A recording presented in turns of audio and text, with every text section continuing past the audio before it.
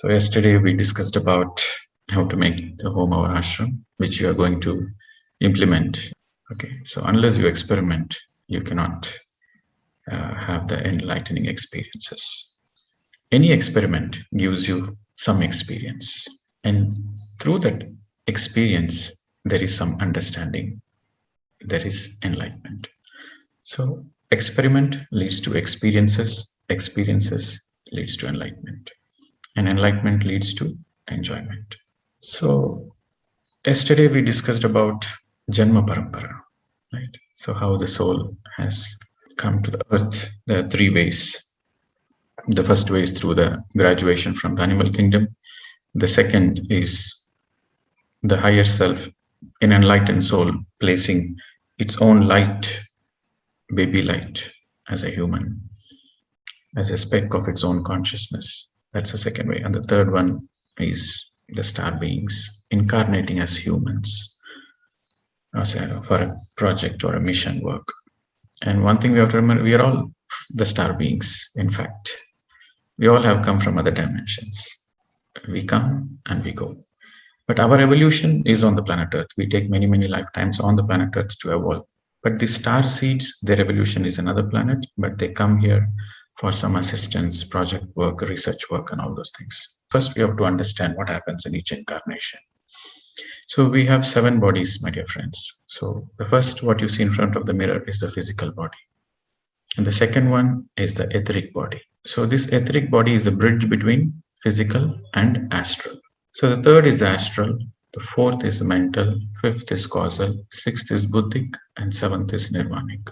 So these are the 7 bodies we all have.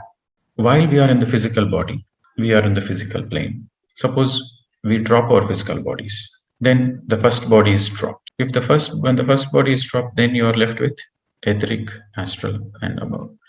So during the physical death, the physical body is first dropped, and the etheric body gets dropped here in the physical plane also after the physical death.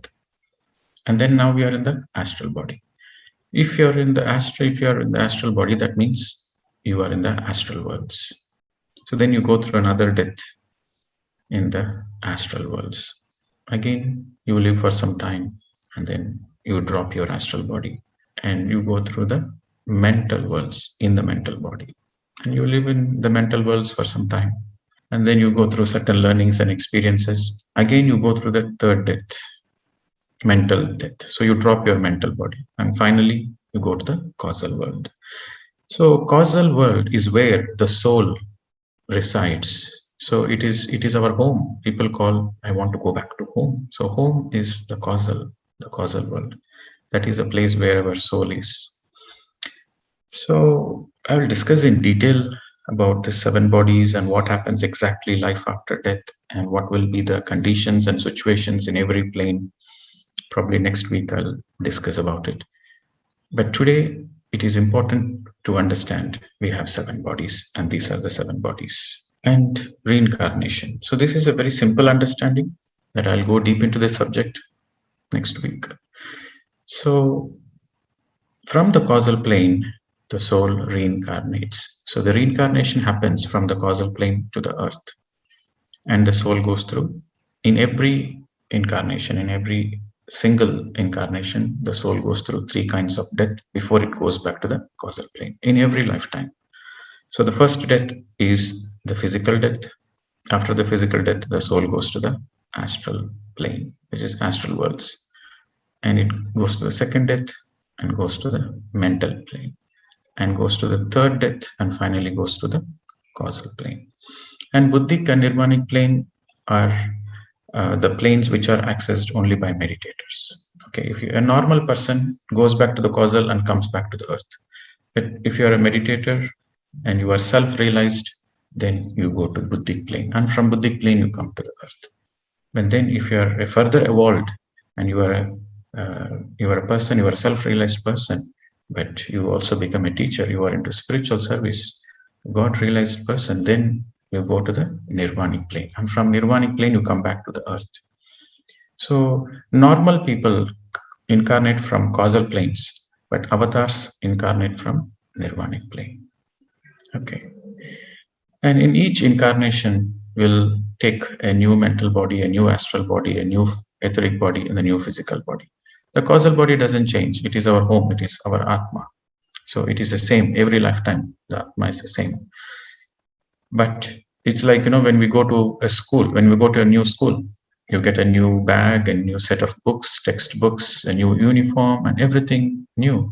So similarly, every time we come to the earth, every incarnation we come to the earth, we get a new physical body, we get a new etheric body, we get a new astral body, and we get a new mental body. Now, this is the stages of the soul evolution. A soul, on an average, takes about 350 lifetimes. That's an average. Some souls might take 50 lifetimes. Some souls might take 400 lifetimes. Some souls might take 1,000 lifetimes. It is all the free will of the soul. So from the infant soul, when the soul is incarnated for the first time, only few lifetimes it is incarnated, it is called infant soul. And with more and more experiences, with more and more reincarnations, the soul graduates to baby soul, young soul, mature soul, old soul, then finally transcendental soul and infinite soul. So these are the stages in the soul evolution. Now, when does meditation happen? We spoke about gunas also, tamo guna, rajo guna, sattvika guna, and nirguna. So infant soul, baby soul, they are part of tamo guna. Young soul, they are part of rajo guna. And mature soul, old soul, they are sattvika gunas. And once they get into the old soul stage, then they start meditating. So when they start meditating and they go through the self-realization process, when they are self-realized, they call it as transcendental soul. And from the transcendental soul, the soul graduates to nirguni, into spiritual service. In the transcendental soul, they are a self-realized person, but they have not yet started teaching. So they start teaching, they start doing spiritual work. So then they become infinite soul. So this is a general understanding you need to understand the Yoga Parampara. But I'll go through this in detail next week. But it is necessary for you to understand that we take many, many lifetimes and the soul graduates from an infant to the infinite. So this is the evolution on the planet Earth. Okay, so in each lifetime, what will be the characteristics? In each stage, what will be the characteristics? So those details we will see. So now let us come to Yoga Parampara. Now we discussed that there are 5 stages in Yoga Parampara. Yoga Parampara begins from the old soul stage, right? When the soul starts contemplating, I want peace. I want to know the truth. I want to live a happy life. So what should I do? So when that contemplation started, when the soul is looking for peace and happiness, so then the Yoga Parampara begins. And from that stage to reach the infinite soul stage is the steps is called Yoga Parampara. And every soul have to go through this process. Every soul has to go through these 5 stages, which is Karma Yoga Part 1, Gyana Yoga Part 1, and Raja Yoga. Many people think when they enter Raja Yoga, when they enter the Samadhi Sthiti, and then that's it, final lifetime. No, after that there is Jnana Yoga Part 2, then there is Karma Yoga Part 2. Okay, so let us go in detail, my dear friends. So all these steps, all these stages in together called Yoga Parampara. So that means his enlightenment journey has begun. Yoga Parampara means. So the first is Karma Yoga Part 1. Again, in Karma Yoga Part 1, there are 4 stages. Okay, so when you're writing down, you can just have a space. So for Karma Yoga Part 1, there are 4 sub-classifications, A, B, C, D. Again, in Jnana Yoga Part 1, there are again 4 stages, A, B, C, D. In Raja Yoga, there are again 5 stages. Then in Jnana Yoga Part 2, then there are 4 stages. Then finally comes the Karma Yoga Part 2. Okay, so let us go to Karma Yoga Part 1. So Karma Yoga Part 1, there are 4 stages, my dear friends. So these are the people who have just looking for peace. So they are fed up with all the materialistic things, name and fame, money, wealth. So they are looking for some peace. So then they enter the Karma Yoga part 1. So here the meditation has not yet started, but they are searching, they are looking for. So in the stage 1, this is the feeling they this is the inner voice they tell to themselves. So if you can't do good, at least don't do bad to others. Don't kill and eat. No violence towards anybody. So this is the principle they will follow in their life. This is the stage 1. So until then, they were meat eaters. Until then, they are killing animals and eating meat, and they are not sensitive. So they are towards violence and killing. But now they are looking for peace. So now they are looking for peace. Now they want to understand karma. So this is Karma Yoga part 1. So they understand what you do comes back. You do bad to others, bad will come back to you. So they are trying to understand this karma. And in the stage 1, they are not focused on doing good things, but they try stopping all the bad things they've been used to doing. So their motto is, if you can't do good, at least don't do bad. So that will be the life motto. Okay, and they'll be very focused on not to go for any violence, not to abuse the wife or not to abuse the children. No domestic violence, no family violence. So they focus on non-violence, and this is the stage 1 in Karma Yoga part 1. The next stage is, that means they have graduated. They have graduated a little bit further. So in the next stage, they will feel like, okay, try doing good and it will come back to you. Good things will happen to you. Okay, so do whatever the good you can do. You do good, and in your life, a lot of good will happen. Help the people who are in need. Okay, do some social service, and make sure the trees are planted. Make sure there's nobody hungry around you. Whatever the food you can give, you can support. You can support ashrams. You can give clothes. You can give donations to the cancer hospitals. You can give donations to all the medical emergency people who are in need, and you can clean the roads, and you can clean parks. So they say, okay, their motto is do good, good will come back to you. So here their focus is, their intentions are good, and they want to understand, okay, if I want good in my life, I have to do some good. So I focus on doing something good in my life.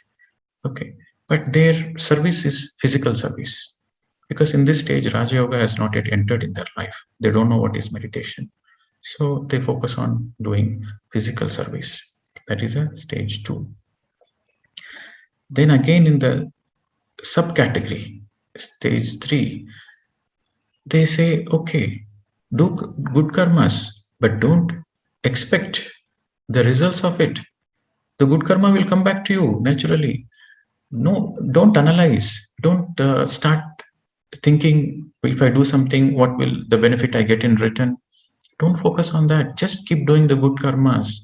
Your karma follows you like a shadow. When you are walking in the sun, your shadow follows you. So similarly, don't waste time. Don't waste time analyzing whether I should do this, whether I should do this option, do this option. Don't analyze. Just simply keep on doing. So here the motto is, don't waste time. Time is precious. Whatever you can do, you keep on doing. The karmas will follow you. Don't think whether whatever you are doing has any benefits, whether it will give you back any benefits. Just simply do. Don't waste time. So this is the motto in the third substage. Then again in the fourth one, they will say, okay, so do karmas without feeling that I am doing. So this is the fourth stage. No I and no doer. But in reality, this is theoretically they want to follow this theoretically, that somebody says, sir, you have done a great work, right? You helped me a lot. So theoretically they say, no sir, it's just whatever I can do, I did, that's all. So theoretically they try to be in that witness consciousness, but until the Raja Yoga enters in their life, it is not possible to be in the witness consciousness. But they make an attempt. They keep it as a benchmark to do as a witness consciousness. Okay, but generally it is not possible. But theoretically, they keep it as a goalpost that they should do it as a witness consciousness.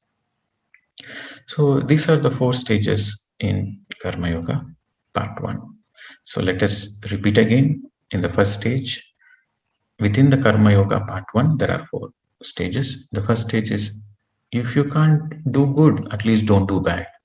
No violence towards anybody, no domestic violence, no himsa. So that is the first.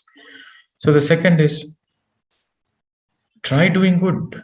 The good will come back to you. So in the first stage, they avoid bad things. So in the second stage, they try to do good things. And they try to do good things because they want good things back in their life. So for that, they try to do good things. Again, in the third stage, they say, without any expectations, keep on doing as much good karma as possible without any expectations. Don't waste time. So that is the third. And the fourth one is, do the good karmas as a witness consciousness. So then, Jnana Yoga, part 1. Again, in Jnana Yoga, there are 4 subdivisions. Jnana Yoga means we have understood that the union with knowledge, with wisdom. Okay, so this is Jnana Yoga part 1. So in Jnana Yoga part 1, so here these people who do a lot of services, they want furthermore, they want more evolution in their life. They are doing service, but they want to know what is the bigger picture of life. They want to know what is the truth. So they start going and listening to all the pravachans, all the workshops, all the seminars. Okay, so they keep listening. That they keep listening in the workshops or in the seminars. They keep listening. You are not the body. There is no death. There are many worlds. You are an infinite being. And they listen to the Gita, Bible, Buddha's teachings, all the teachings. They listen, they attend, and they listen. And in that stage, they are just curious. They are curious. So out of the curiosity, they want to get as much knowledge as possible. So this is the Jnana Yoga. So again, in Jnana Yoga, there are again 4 subdivisions. The first stage is listening stage. So they are simply listening, right? Whether they are, because they are very new to this subject. For them, it is altogether new. All the Buddha's teaching, Jesus' teaching, Muhammad's teaching, what is this Raja Yoga? What is this meditation? What is that? They are saying no death, this, that, astral body, third eye. They are very new to this. So they just listen. That's all. They listen, they attend the class, they listen, and they come back home. So for them, it is the listening itself is a great effort for them. So this is the first stage. This is the first subdivision, and then they graduate to the second one. The second one is they recollect. They come back home and they listen these teachings for 1 month, 2 months, or 1 year, 2 year, or sometimes the whole lifetime. Doesn't matter. So they take their own free will. So the second stage, they will recollect. They will try to understand. Okay, what did Buddha say? What is the meaning of that particular word, apodipobhava? What does that mean? I heard in the class apodipobhava. So what does that really mean? So apodipobhava means, okay, you have to be your own savior, is it? So they try to recollect. So this is the second stage. So in this stage, there is a lot of inner dialogue going on, trying to understand. Because before, their understanding is altogether different. They have only materialistic understanding. They have no spiritual understanding. So now in this second stage of Jnana Yoga, part 1, so they try to understand. They try to correlate the teachings with their personal life. So this is called Manana. The first stage is Sravana. Sravana means just listening. They're just simply listening. The second stage is Manana. Manana means they are thinking, recollecting, trying to understand, making efforts. They make efforts to understand, to correlate. This is the second. The third is Nididyasa. Nididyasa means now it is time to practice. They practice whatever they have listened and whatever they recollected, they try to live. For example, some death happened in the family and everybody is grieving, and there is a lot of grief in the family. So now they want to live a happy life. That is the goal. That's why they started this search.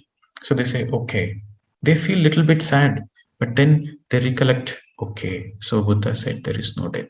Jesus' teachings is no death. Okay, fine. Let me. So even though practically they don't have that experience, theoretically they try to implement it so that they console themselves, and they can console others, so that they are not suffering too much. Maybe they grieve for some time and then they immediately come out of it, because that is what they have listened and that is what they've been recollecting, thinking. So they try to implement. So the third stage is implementing those teachings in their life. They implement because they don't want suffering. So, okay, let me implement it. Let me try the understanding. For example, another example is they're doing a business, somebody cheated them. Okay, so they are very sad. Somebody cheated them, they lost a lot of money. And then they recollect, okay, according to the law of karma, I listened to law of karma.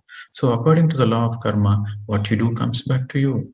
So somebody cheated me. So maybe I cheated somebody in the past life. Okay, so that's fine. At least the karma account has been settled. So whatever happens, happens for good. Maybe it's an opportunity for me to pay back the karma. So why should I suffer? Okay, past is past. I will forget it.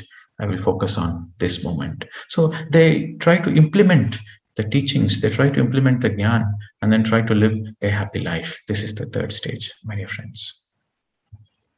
And the fourth stage is Sakshathkar. So Sakshathkar means here they are doing their duties, but they are more, they're using that knowledge and wisdom to live as a witness.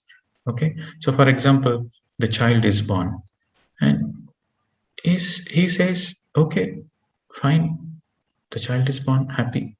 Oh, so what? It is the nature of affair. The soul is eternal. So he becomes a witness. He doesn't get excited in whatever happens in his life. He just becomes a witness to the events of life. Someone passed away. So he remains a witness. He's not bothered. He says, okay, fine. Every soul who is born has to die one day. So he remains a witness. There is no surprises for him. There is no reaction. There is no surprises. He remains a pure witness. His state is very calm. Always is very calm. When a child is born, he is calm. When somebody passed away, he is calm. So his motto is witnessing. His motto is deep on witnessing what is happening around me. So he observes, he starts witnessing all the events without much reaction. And he witnesses the marriage and profit loss, darkness, light, success, failure, praise, insult, mana, avamana, everything he will start witnessing. So this is Sakshathkar. So how he is witnessing? He is witnessing all those things based on listening, based on the teachings. He listened. So first he listened to the gyan from the enlightened masters, the gyan of the enlightened masters, and then he started recollecting, and then he started implementing those things. And at a later stage, the more and more he started implementing, he will naturally graduate into a witness consciousness to all the events of life. So even though he didn't have the direct experience of the truth, but by listening and understanding, by implementing, he starts becoming a Sakshathkar, a witness consciousness towards this. This is Gyana Yoga part 1. So now, after this stage, then the Raja Yoga starts. Okay.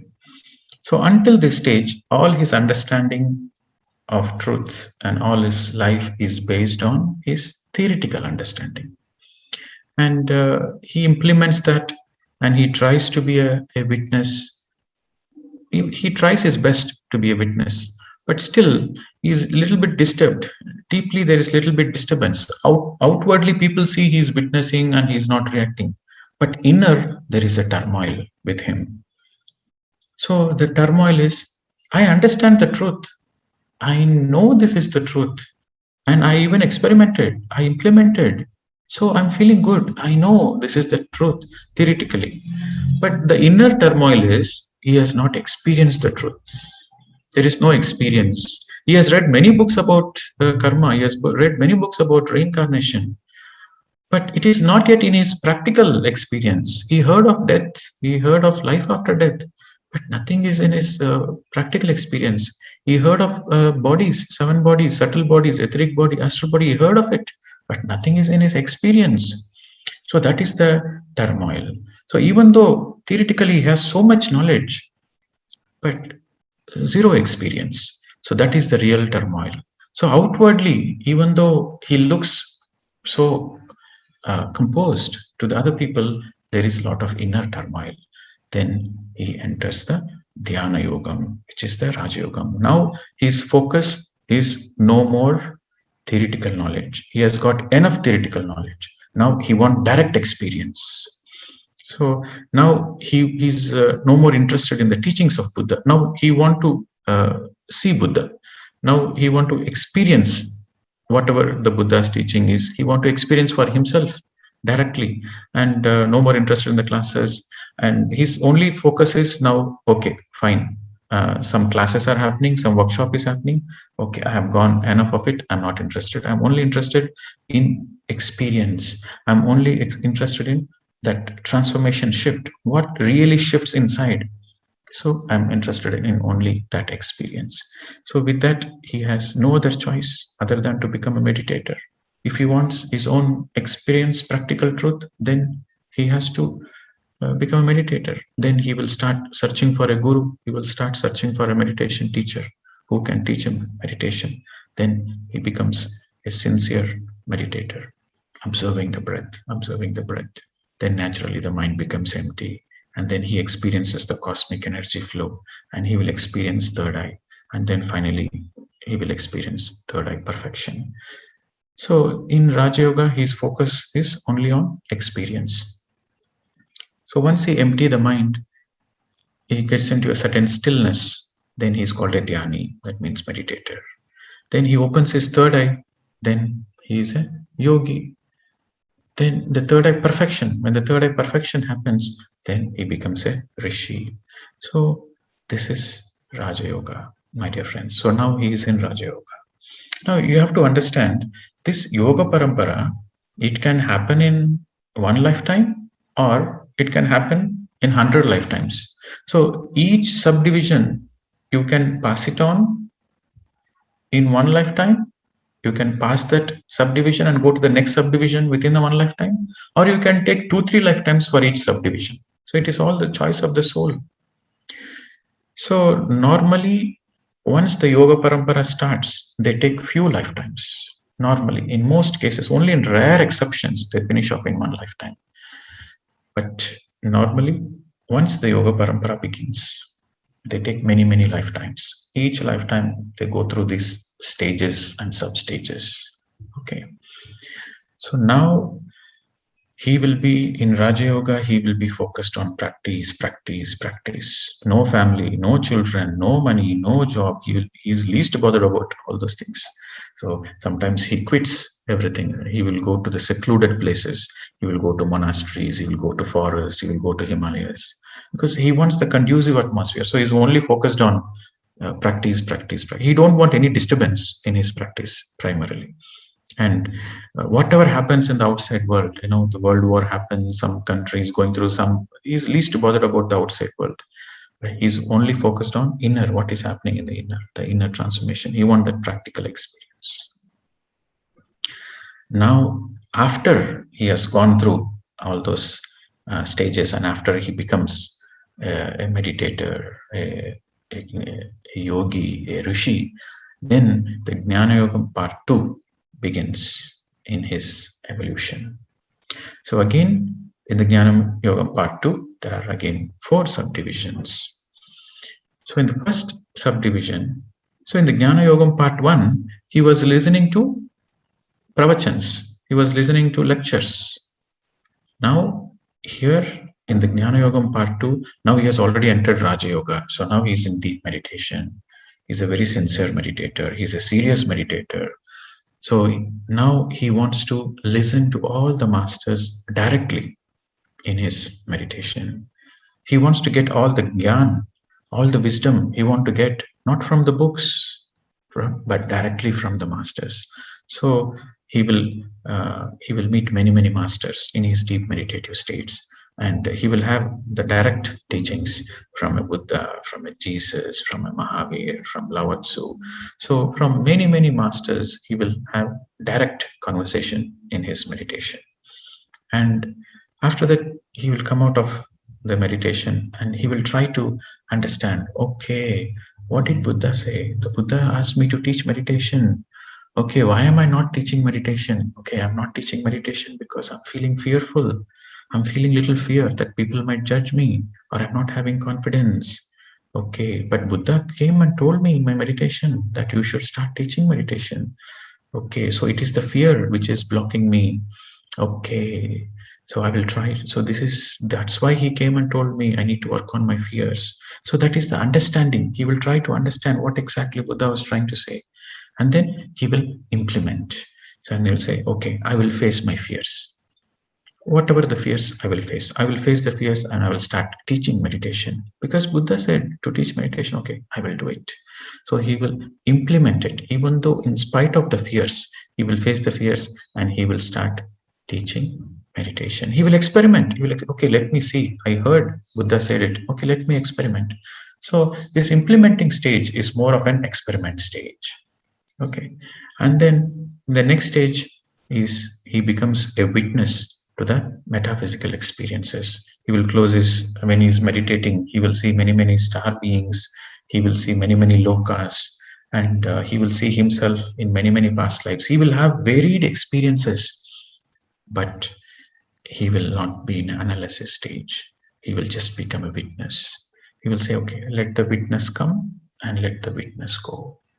So, in this stage of witnessing the metaphysical experiences he goes through, he comes out of that illusion. He comes out of that spiritual illusion, and he can able to go to the core of the spiritual teachings through the witnessing. His spiritual ego comes to the rock bottom.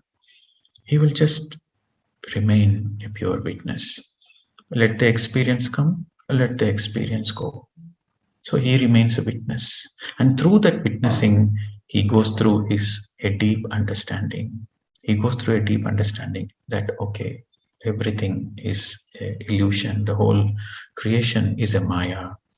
So he will understand that even the third eye experiences, there is a duality, because there is a person who is witnessing and there is an object which is getting witnessed. So there is a duality. So he will, in that witnessing, he will realize that there is a lot of duality, and he will come out of that duality, and he will be ready to enter that ekam, that oneness. He will be able to enter the oneness, the non-duality state, only by deep witnessing of all the experience, not to get connected, not to get attached to any experiences. Whatever might be the experiences, he will not reject it, but at the same time, he will not get attached to those experiences. He remains a witness. Okay, this is the fourth stage. So after this Jnana Yoga part 2, when he learns the lesson to be a witness, then the final stage in the Yoga Parampara happens, Karma Yoga part 2. So before Karma Yoga part 2, he has to go through the Jnana Yoga part 2, all the lessons. Here in the Jnana Yoga part 2, there is a very big lesson called spiritual illusion. He has to come out of the spiritual illusion, my dear friends. If you see the snake and ladder, I think you know the snake and ladder, where you put the dice and you move the coins and you have to reach the number 10. And there are some stages where there is a ladder, so you can skip and go higher. And there are some stages where you have a snake, you have to come down. So in the snake and ladder game, if you notice in the 99th step, there will be a big snake which will take you down to number 2. So that big snake is the spiritual illusion. So the greatest spiritual illusion is feeling special. You feel special. Because during this process of intense meditation, during the process of Raja Yoga, you get a lot of energy and you get a lot of siddhis. Siddhis means gifts, spiritual gifts. You will be able to see others' aura. You will be able to, you will get the gift of healing others. And sometimes, you have the gift of seeing others' past lives also. And, you will sometimes have the gift of speaking the light language, connecting to the angels, speaking to star beings. You will go through all those gifts and experiences in Raja Yoga and in Jnana Yoga Part 2. So, what happens with these great gifts and with these experiences, with these metaphysical experiences? You feel you are special. You feel you have incarnated on the planet Earth to save the planet Earth. You feel you are on a mission. And this feeling special is a very great spiritual ego, because God created everybody the same. We're all the same. And if you start feeling special, then naturally you will start looking down on the other people. And on a subtle level, you will start judging. So this is this is entering the big snake which comes. So you have to start your journey again. You have to start until you learn the lesson, until you come out of the spiritual ego. You will take many lifetimes. So this spiritual ego is the final block towards the great enlightenment. So this stage, this Jnana Yoga Part 2 stage, and this Raja Yoga, Jnana Yoga Part 2 stage is the third eye stage. Okay, so in the third eye, there's the sixth chakra. In the sixth chakra, the demon energy is illusion. So once you come out of the illusion, then you are no more stuck in the chakra loop. Chakra means is a wheel. But the seventh chakra is not a loop until the sixth is a loop. The seventh is a sthiti, is a state of consciousness. So once you are ready to come out of the spiritual ego, then you are ready to enter the Sahasrara. The Sahasrara is Karma Yoga Part 2. You are out of all the illusions now. In Karma Yoga Part 2, you are out of all the illusions. So when you are out of all the illusions, then you become an infinite soul. Then there is a possibility that becomes the final lifetime. So in Karma Yoga Part 2, you focus on, now you are an enlightened person. You have come out of all the illusions. You are self-realized person. So now your job is, you will be compelled, you will be inspired that you want to see everybody as a master. You want to help everybody come out of their own illusions. You want to help everybody come out of their suffering. So you become a meditation teacher, a full-time meditation teacher, not a part-time meditation teacher. And you become, you take teaching as your primary goal. And also you will do spiritual service, not only meditation, teaching any kind of spiritual science. And your primary focus in that lifetime is service, service, service, spiritual service. Okay, so this is Karma Yoga Part 2. And here, when you are in the Karma Yoga Part 2, then you are a real witness. You don't feel that I am doing it. There is no I, there is no doer. So there is a pure witness. Whatever is happening, it is happening through you, and you are a witness of the cosmic play. Okay, so you understand the Maya. And because you understand the Maya, you become a witness. So this is the beauty of Karma Yoga Part 2, where there is no I, there is no doer. There is no I, there is no mine. And then eventually you will be disciplined. Okay, Yama Niyamas will be perfected. So when you are in Karma Yoga Part 2, that means you have perfected the Yamas, Niyamas. So then discipline, integrity, authenticity becomes the very way of your life. And you are living and you are standing for the principles and the truth. Like a Socrates. The Socrates is willing to die, but his principle is he will stick on to his truth. Jesus is willing to die, but he will stick on to the truth. If you see all the great enlightened masters, their teachings are shaking up the whole world. Their teachings are shaking up the Ajnanis. So they eventually try to kill all the enlightened masters. This happened with Jesus. This happened with Socrates, and this happened with Osho. They poisoned him and killed him. And Swami Dayananda Saraswati was also poisoned and killed because his teachings are shaking up. And Socrates was given a poison and killed. And Jesus Christ was crucified. So they are not bothered about all those things, but they will live for the truth. Okay, so their principles and their standing for the truth is like unshakable, and their authenticity and integrity is the reflection of Karma Yoga Part 2, my dear friends. So I hope you understood. This is a very deep subject. You have to understand that it is not a one lifetime affair. It takes many, many, many, many lifetimes. But you don't need to worry. Your focus should be to understand at which level you are in right now. In this Yoga Parampara, at which level you are in right now, and what should you do to go to the next level. So that should be your focus. So in this self-transformation program, we are all in different levels, but our focus is, what is my current level? What is my immediate step so that I can go through transformation? So that should be the goal. If you are doing meditation every day, okay, and if you are reading books every day and become a pure vegetarian, okay, and you just focus on your principles and are you living in your truth? So, and you focus on the hygiene, personal hygiene, surrounding hygiene.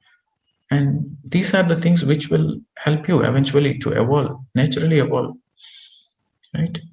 So being a vegetarian, being a meditator, and reading books and listening to other masters' experiences.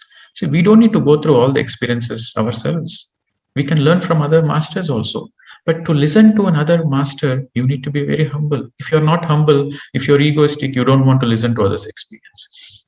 Okay. But if you're humble, if you have that quest to learn the truth, then you can listen to other masters' experiences and you can learn from them. You will not blindly listen and learn, but you will learn and you will experiment, you will implement it. And through that experimentation, you will quickly learn.